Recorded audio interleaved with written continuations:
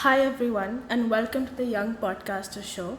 I'm your host Nemit, and today we're talking about Polycystic Ovary Syndrome, or PCOS, a condition that affects 6 to 13% of women of reproductive age, with up to 70% remaining undiagnosed worldwide. To help us understand it better, we're joined by Dr. Rachna Abrol, a senior obstetrician and gynecologist. With over 25 years of experience, she leads her own successful practice and is a respected authority in her field. Her passion lies in adolescent gynecology, where she continues to make a meaningful impact. Let's start with the basics, ma'am. Could you walk us through what exactly PCOS is? Well, PCOS, which stands for Polycystic Ovarian Syndrome, is a hormonal and metabolic syndrome. It is not a cystic disease, it is basically a medical disease in which there is a hormonal imbalance and a metabolic imbalance.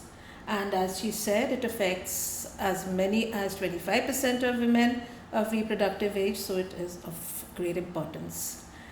So what happens? The main symptoms in PCOS are irregular periods, weight gain.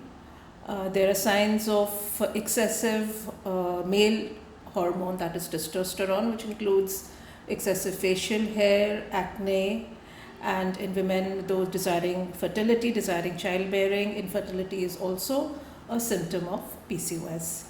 So PCOS has a wide range of symptoms, as I just told you. We've been seeing a steady rise in PCOS diagnosis over the years. Why do you think that is? See, PCOS is also, in addition to having a genetic factor, it is also a lifestyle disease. Lifestyle as in eating habits, eating more of junk food, processed food, more of fats and carbohydrates, decreased exercise. These are the factors which are leading to an increased incidence of PCOS in our community. Are we getting better at identifying it, or are there more underlying factors that are driving this increase? Can you please repeat? Yes. Are we getting better at identifying it, or are there more underlying factors? No, definitely we are getting better at identifying it because there is a lot of awareness about PCOS nowadays with all our social media and other means of communication. The awareness of PCOS is more, with the result that the females, the girls, they come to us at an early stage, and as in other diseases, if we diagnose early, if we intervene early, the results are better. So we are definitely better at identifying and diagnosing PCOS now. So as established, PCOS is a hormonal condition, and diet and lifestyle do contribute to its rising prevalence. Can it be managed by dietary changes alone? Definitely. In fact, the first line of management of PCOS is lifestyle management. Lifestyle improvement, we recommend lifestyle improvement, and if a female does not improve on lifestyle alone, that is when we start with medical intervention. So lifestyle and diet definitely has a major role to play in the treatment of and management of PCOS. Right, so for someone living with PCOS, what does a balanced plate typically look like? Are there any nutrients or food groups that one should limit or emphasize? Yes, you should limit your carbohydrates and fats. Limit your carbohydrates to not more than 30%, 25 to 30%, and fats to not more than 20%.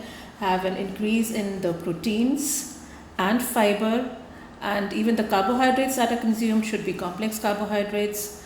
Avoid processed foods, avoid trans fats, and increase the fiber, as I said, and hydrate yourself well. So basically, increase your proteins, reduce your carbohydrates and fats in the diet, and of course, processed foods.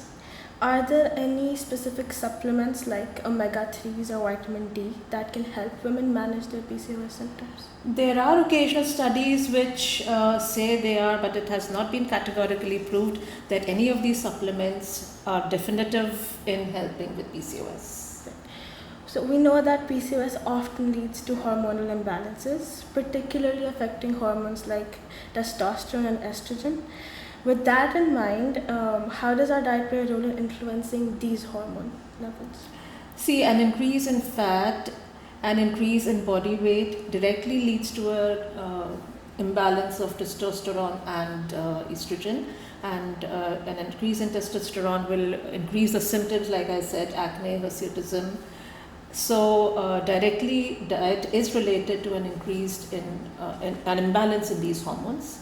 So diet has a major role to play in the management. So insulin resistance is something that is often associated with PCOS. Can you explain what it is? Insulin resistance is one of the main factors in the pathophysiology of PCOS, how PCOS occurs. What happens is in a woman with PCOS, the body cells do not respond to insulin as the cells of a non-PCOS patient would, which gives rise to an increase in insulin. This is what we call insulin resistance, and again this gives rise to this causes changes in hormonal imbalance, metabolic imbalance, and the entire syndrome of PCOS. So insulin resistance has a major role to play in the pathophysiology of PCOS. And building on that, how can diet help in improving insulin sensitivity and supporting better hormonal balance in women with PCOS? Again, as I said, diet, a balanced diet with low carbohydrates, with food which have a low glycemic index are recommended, high in fiber and as I said, low in glycemic index will improve the insulin resistance, and when insulin resistance is improved, the entire spectrum of syndrome of PCOS will improve. So there is also a genetic component in PCOS, right? How does that interact with the environmental factors such as diet and exercise?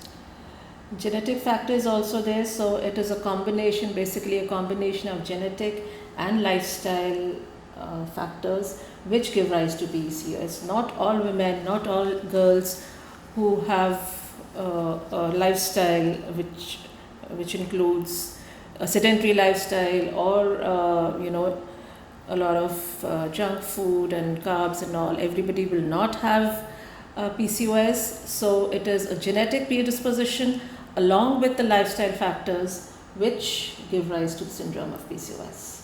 So talking about a sedentary lifestyle, what role would weight management play? Weight management plays a big part. The reduce in body fat plays a big part. In fact, even a reduction of 5% body weight improves the hormonal profile of a woman with PCOS. So weight reduction with lifestyle and dietary interventions is definitely helpful in improving PCOS. Well, thank you. This has been incredibly informative, Dr. Rachna. Thank you so much for breaking down the connection between PCOS, hormones, and nutrition. Your insights have made it clear how impactful lifestyle changes, particularly dietary adjustments, can be in managing this condition effectively. Thank you so much. It was a pleasure to be here, and I hope it helps you all and gives you some more insight into PCOS. Thank you.